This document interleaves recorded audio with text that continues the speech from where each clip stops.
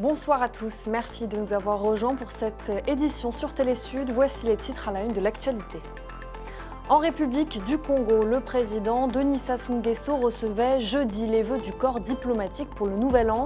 Occasion pour lui de condamner avec fermeté les exactions commises par les groupes rebelles à l'est de la République démocratique du Congo. En Centrafrique, 2 jours après l'annonce de la hausse des prix du carburant à la pompe, des autorités tentent d'expliquer leur décision. Le Premier ministre a rencontré les acteurs économiques impliqués dans la commercialisation des produits pétroliers. Et au Bénin, après 4 ans d'absence, des partis d'opposition sont dans la course aux législatives. Il reste quelques heures aux 7 partis pour mener la campagne électorale qui, selon plusieurs observateurs, sont les législatives les plus inclusives depuis 2016. Les membres du corps diplomatique, conduits par leur doyen, l'ambassadeur plénipotentiaire de la République démocratique du Congo, ont échangé les vœux jeudi avec le président Denis Sassou Nguesso. À l'occasion, le chef de l'État congolais a condamné fermement les exactions commises par les rebelles du M23 à l'est de la RDC. Les détails de notre correspondant Louis-Marcel Satou. Comme à l'accoutumée, le corps diplomatique accrédité au Congo a présenté ce 5 janvier ses vœux de nouvel an au couple présidentiel. Au nom de ses homologues, le doyen du corps diplomatique, Christophe Muzungu, a salué l'engagement marqué par le Congo sur la scène internationale et nationale par le biais de sa diplomatie et affirmé sa position sur les questions majeures de l'heure sous la très haute impulsion du chef de l'État Denis Sassou Nguesso. Le corps diplomatique se félicite de l'intense activité diplomatique et économique menée par votre Excellence sur des questions diverses touchant l'Afrique. La mobilisation du Congo face aux relations qui se sont considérablement détériorées entre la République démocratique du Congo et le Rwanda en raison des incidents militaires graves qui se produisent à l'est de la République démocratique du Congo depuis les mois d'octobre et novembre 2022 entre les forces armées de la République démocratique du Congo et les rebelles du M23. Au sujet de la situation de la RDC marquée par les exactions commises par les groupes rebelles sur les populations civiles, le Congo renouvelle son soutien inconditionnel à ce pays frère. La situation en République démocratique du Congo est marquée par des exactions perpétuellement commises par les groupes rebelles sur les populations civiles. Tout en condamnant fermement ces barbaries, nous renouvelons notre soutien inconditionnel aux initiatives de paix engagées en vue de ramener le calme et la quiétude à l'est de ce pays frère. Au Tchad, le gouvernement affirme avoir déjoué une tentative de coup d'État en décembre dernier pour des autorités de transition. Il pourrait s'agir du défenseur des droits humains Baradine Berdey. D'après un communiqué, l'homme serait le cerveau de ce putsch en complicité avec 11 officiers de l'armée tchadienne. Une information judiciaire a été ouverte contre ces personnes pour atteinte à l'ordre constitutionnel, association de malfaiteurs, détention illégale d'armes à feu et complicité. Quel dénouement peut-on espérer dans le dossier des 46 soldats ivoiriens détenus au Mali? Si le président togolais, médiateur dans cette crise, a plaidé pour une grâce présidentielle, la CEDEAO a de son côté assuré mercredi qu'il n'y aurait pas de sanctions contre le Mali. Explication, Mathieu Nicolas. Pendant que le président Faure Gnassingbé du Togo assurait mercredi une mission de bons offices à Bamako, avant de se rendre à Abidjan, le président en exercice de la CEDEAO, Umaro Sissoko Embalo, a confirmé la nouvelle qui s'était propagée dans la journée. Il n'y aura pas de sanctions contre le Mali dans l'immédiat. La CEDEAO souhaite laisser la médiation togolaise porter ses fruits et travailler à la libération des 46 militaires ivoiriens détenus au Mali depuis juillet. Monsieur Ouattara m'a appelé et m'a dit qu'il était en discussion avec la junte malienne. Je lui ai dit OK, car c'est cet esprit de bon sens qui doit prévaloir dans la sous-région. Aussi, je ne veux pas que mon mandat soit couronné de sanctions. L'instance sous-régionale menaçait de prendre des mesures de sanctions contre le Mali si les soldats ivoiriens n'étaient pas relâchés avant le 1er janvier. Finalement, la CEDEAO a préféré donner du temps à la médiation togolaise. Par la voix de son président en exercice, l'instance sous-régionale espère voir bientôt la fumée blanche jaillir du palais de Koulouba. Bientôt, il y aura de bonnes nouvelles pour nos frères de la Côte d'Ivoire et du Mali. Et je déciderai moi-même de me prononcer là-dessus, ou ce sera la ministre des Affaires étrangères en tant que président du Conseil des ministres qui le fera. Dans son discours du Nouvel An, le président ivoirien Alassane Ouattara a promis que les soldats incarcérés regagneront bientôt le sol ivoirien, sans plus de précision. Condamné par la justice malienne à de lourdes peines, la grâce présidentielle délivrée par Assimi Goïta reste, selon plusieurs sources diplomatiques, le seul espoir de mettre fin à cette affaire qui empoisonne les relations entre la Côte d'Ivoire et le Mali. En Tunisie, c'est une année 2023 qui s'annonce compliquée, à en croire le directeur de la Banque centrale tunisienne. D'après lui, il faut de toute urgence que le pays signe un accord de prêt avec le FMI pour espérer lutter contre l'inflation qui plombe l'économie du pays. Écoutez. Le problème aujourd'hui, c'est qu'en 2023, 2023 va être une année compliquée. Si on n'accède pas à un accord avec le fonds, en termes de mobilisation de financement extérieur, et même en financement intérieur, je crois qu'on est arrivé à des niveaux quand même relativement élevés. Inch'Allah, on sera capable d'arriver le plus rapidement possible à un accord avec le Fonds monétaire pour avoir, je pense, la mobilisation des financements extérieurs qui ont été mis dans le budget. Il va y avoir aussi beaucoup de ce que j'appelle les produits de base ou les subventions, etc. vont être plus ou moins notamment énergétiques ou sur les 3-4 ans, on va voir beaucoup je dirais, des prix augmenter de manière importante. En Centrafrique, suite à la décision du gouvernement fixant la nouvelle grille des prix à la pompe des hydrocarbures, le Premier ministre Félix Moloua a assisté de 5 membres du gouvernement, s'est entretenu avec les marketeurs sur l'intérêt de cette décision. Reportage de nos correspondants sur place. Cette décision prise dans le but de pallier aux difficultés de s'approvisionner en hydrocarbures et de minimiser les nombreux dégâts causés par les ventes illicites de ces produits dans le pays, a indiqué le chef du gouvernement. Suite à la crise que nous avons connue qui a complètement ébranlé le système, il y a eu beaucoup de dysfonctionnements. Vous avez suivi avec nous qu'il y a des cas d'incendie sous la houlette du président de la République, chef de l'État. Sur ces orientations, le gouvernement a réfléchi et a fait des propositions. Les prix sont fixés au niveau de la pompe. Et il était aussi important qu'on puisse écouter nos partenaires. Le refus d'observer cette décision entraînera des sanctions, car cette décision prise par le gouvernement est dans l'intérêt de la nation, a-t-il ajouté. Aujourd'hui, il n'y a plus de raison qu'on ne puisse plus trouver du carburant dans les stations. Il n'y a plus de raison qu'on fasse des longues colonnes pour accéder au carburant. Et nous allons prendre des mesures pour sanctionner, je vous dis bien, poursuivre et sanctionner tous ceux qui se comporteront contrairement aux dispositions qui vont être prises. Il y a à noter qu'avant cette rencontre, le ministre de la Communication et des Médias, Serge Ghislain Diori, porte-parole du gouvernement, a conféré avec la presse en vue d'éclairer la lanterne de l'opinion nationale et internationale sur la question. Au Cameroun, le président Paul Biya a renoué avec la traditionnelle cérémonie du Nouvel An. Le chef de l'État a reçu aujourd'hui au Palais de l'Unité les vœux des membres du gouvernement, des membres du corps diplomatique et ceux des membres des corps constitués. Cette cérémonie est la première depuis 2 ans. Elle avait été interrompue en raison de la pandémie. Je vous propose d'écouter quelques membres du gouvernement au sortir de cette cérémonie. Je suis ravi, comme tous les autres, de voir la conjoncture permettre que cette cérémonie nous mette à nouveau en contact avec le chef de l'État pour lui présenter les vœux de notre cœur.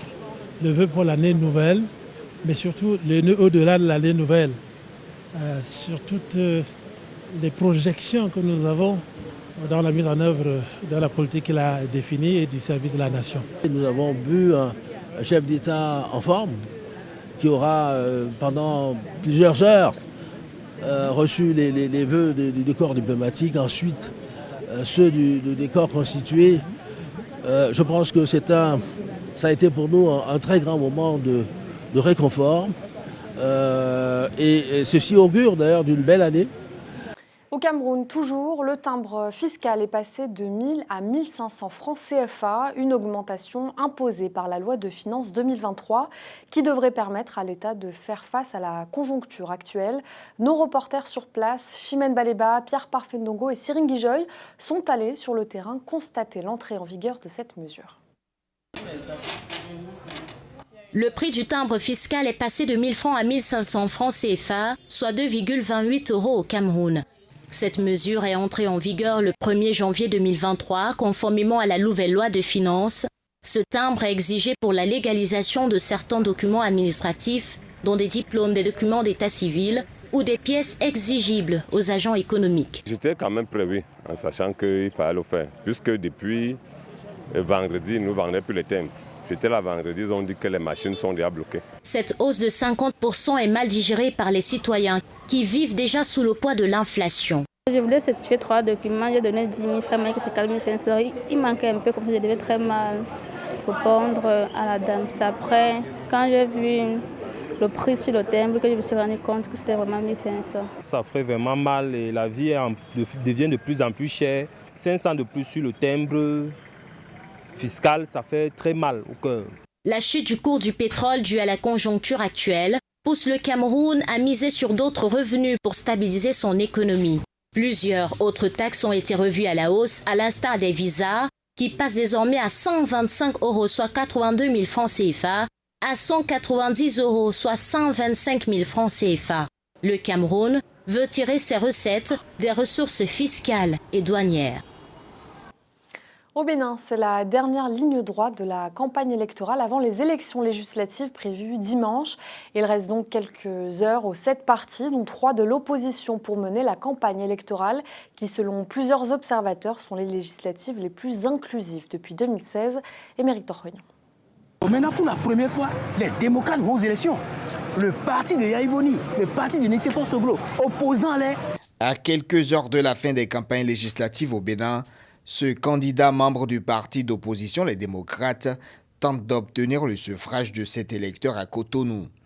Jean-Luc sillonne ce vendredi les rues de son quartier pour convaincre des indécis. Objectif, ratisser large et obtenir le maximum de sièges après 4 ans d'absence de sa formation politique à l'Assemblée nationale.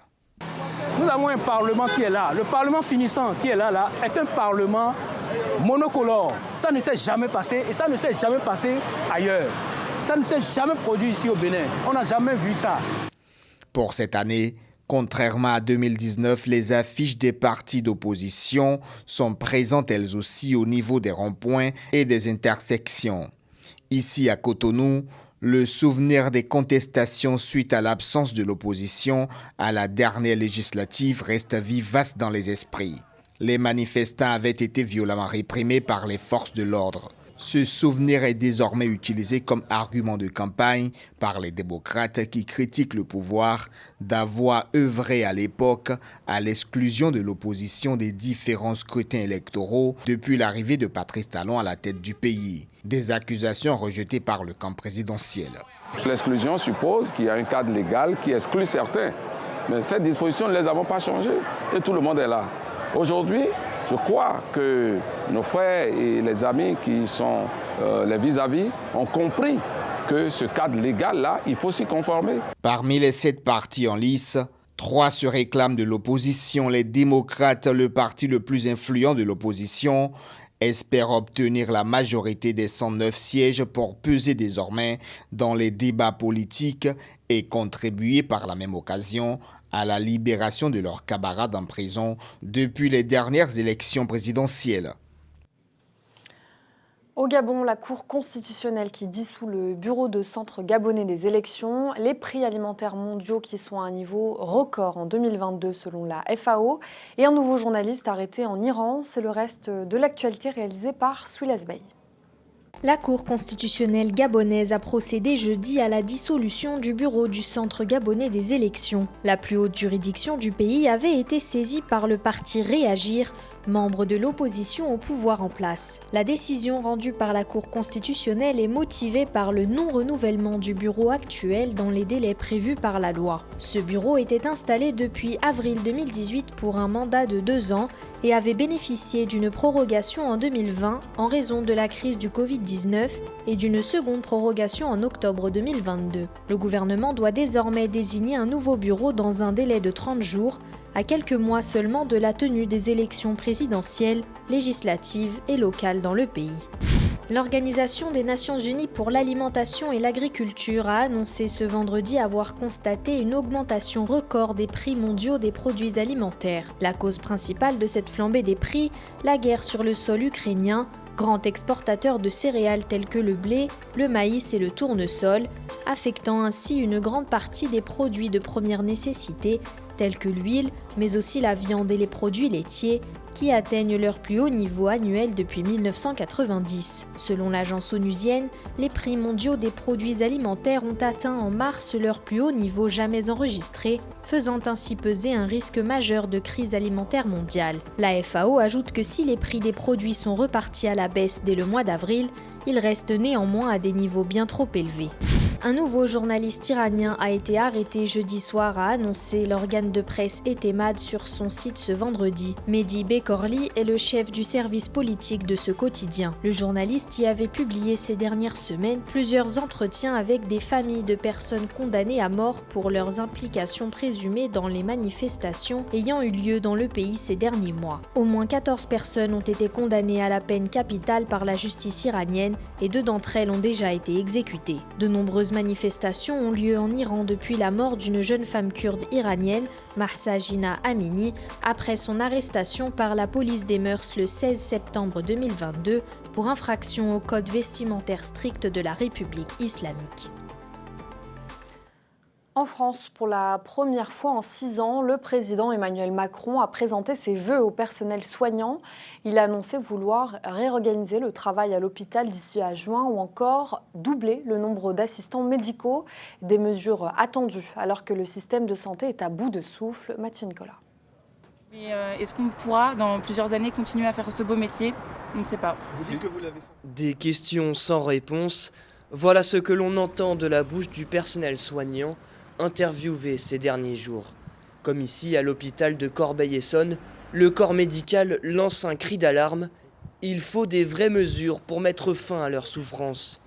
En visite ce vendredi dans les locaux de l'hôpital, Emmanuel Macron a profité de la présentation des vœux au personnel pour esquisser quelques solutions. Mais je sais l'épuisement personnel et collectif, le sentiment parfois de perte de sens qui s'est installé, et le sentiment, au fond, de passer d'une crise à l'autre. Et alors qu'on venait même de sortir du Covid, de réaffronter des crises à nouveau et de ne jamais sortir, en quelque sorte, de ce jour de crise sans fin, avec l'idée qu'il n'y a pas de perspective.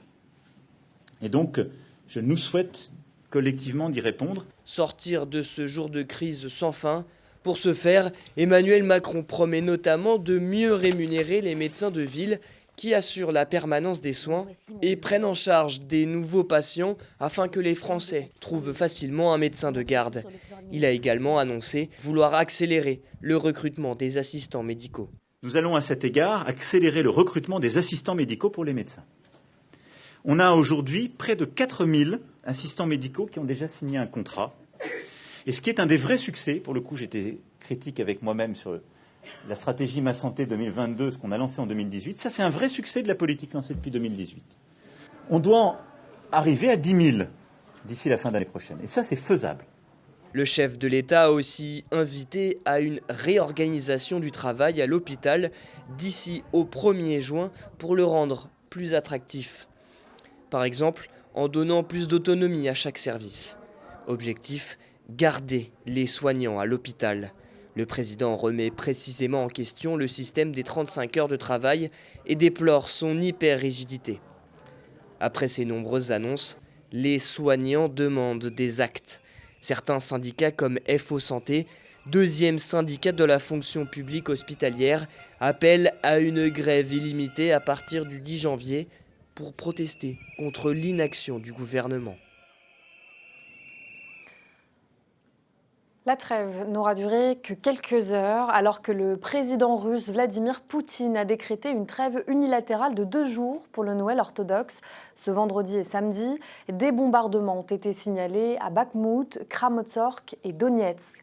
Kiev a rejeté l'idée d'un arrêt des combats en soulignant le fait que Moscou n'avait pas respecté de trêve lors du Nouvel An et n'avait pas non plus accepté la proposition ukrainienne d'un cessez-le-feu à Pâques 2022. Écoutez la réaction de quelques Ukrainiens. Je pense que ce cessez-le-feu est sans intérêt, car il ne sera qu'une nouvelle tentative pour la Russie de bombarder l'Ukraine. On ne peut pas faire confiance aux Russes. Ils ne font rien. Quoi qu'ils promettent, ils ne le font pas. Ils ont dit qu'il n'y aurait pas de guerre. Hier, ils l'ont dit. Aujourd'hui, ils attaquent. On ne peut pas leur faire confiance. Je pense que tant que le peuple russe ne ressentira pas toute la douleur qu'endure le peuple ukrainien, la guerre ne prendra pas fin. Tant qu'il ne sera pas débarrassé de leurs dirigeants, il n'en sortira rien. En ce qui concerne le cessez-le-feu qui a lieu actuellement, je pense que Poutine ne fait que prolonger la guerre. Il a besoin de ce cessez-le-feu pour trouver le temps de se regrouper et de tout recommencer, de lancer une offensive. Et depuis le Vatican, le pape a eu ce vendredi une pensée pour les fidèles orthodoxes ukrainiens lors de la prière de l'Angélus à l'occasion d'une messe célébrant l'Épiphanie. Le pape a envoyé des vœux de paix à l'Ukraine. Écoutez. Que la naissance du Sauveur apporte le réconfort, l'espoir et inspire des mesures concrètes qui puissent enfin conduire à la fin des combats et à la paix. Et à chacun sa façon de célébrer l'Épiphanie. En Grèce, par exemple, les habitants de la ville portuaire de Rafina ont plongé dans l'eau froide de la mer Égée pour récupérer une croix en bois à l'occasion de la traditionnelle bénédiction de l'eau marquant l'Épiphanie grecque orthodoxe.